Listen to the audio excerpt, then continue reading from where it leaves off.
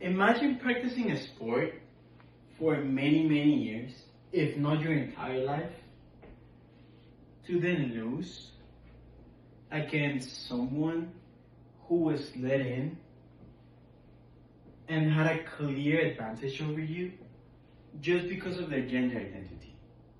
Maybe you started practicing for a scholarship or to win a tournament or just because you like it. And then you get that taken away from you just because of someone's gender identity. Now, that is not very fair. Allowing transgender people into sports has become a very debated topic in politics. But in my opinion, this is not just about politics, of just allowing politicians to decide this. This is more about sports being fair for everyone.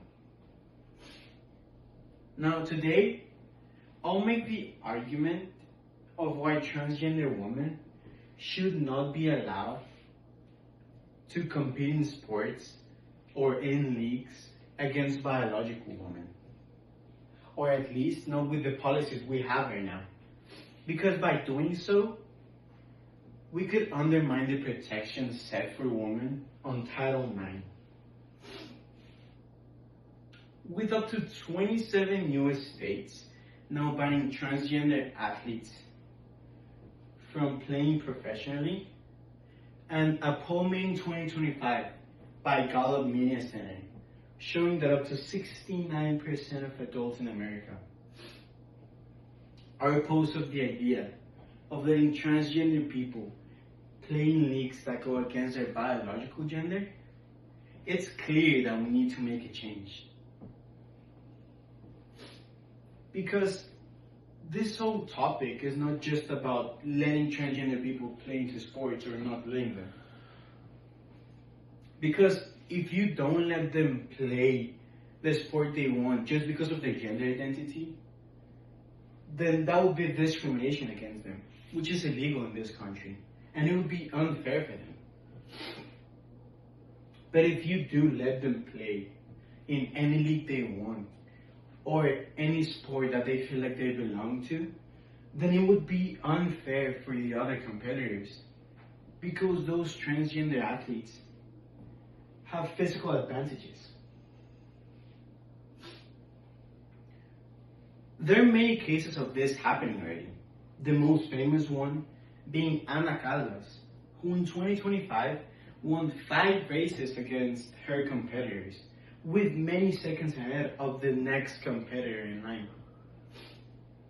When talking about professional sports, even the tiniest advantage can give great results. In this case, being biologically superior to her competitors gave her seconds ahead in a race, a professional race.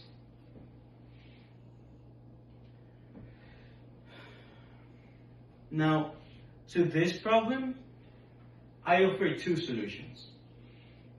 The first one being that eligibility for transgender athletes should be based on their hormone levels. Because as many people know, transgender people, or many at least, go through hormone therapy, which change their hormones in their bodies as desired. Maybe they want some of this or some of that. This is oversimplifying something very complex.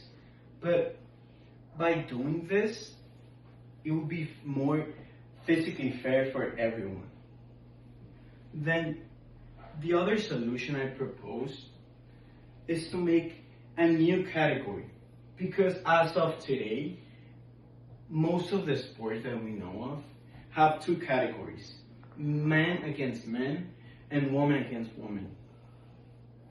So opening a new category would allow transgender women to play sports professionally against other people without caring or without gender being the main problem. The benefits of this would be huge, of this just 2. The first one would be that we could protect the dreams and the integrity of transgender people without sacrificing fairness for women in sports. The other second advantage I see in fair solutions is that it would probably bring more views and more visibility to these sports. It would give great visibility to have a whole new category. It would give more attention to the sport and to the athlete itself. Now, this is a very difficult topic because it's very emotional and because it affects many people across the US. And sadly, I'm no expert in this. So if you're someone that cares about sports and cares about equality for everyone, then I think you should keep digging into it and keep looking for it. Because sports are great. They open their doors for everyone they want. If not to practice it, to enjoy it. But sports are only meaningful if they're fair for everyone. Thank you very much.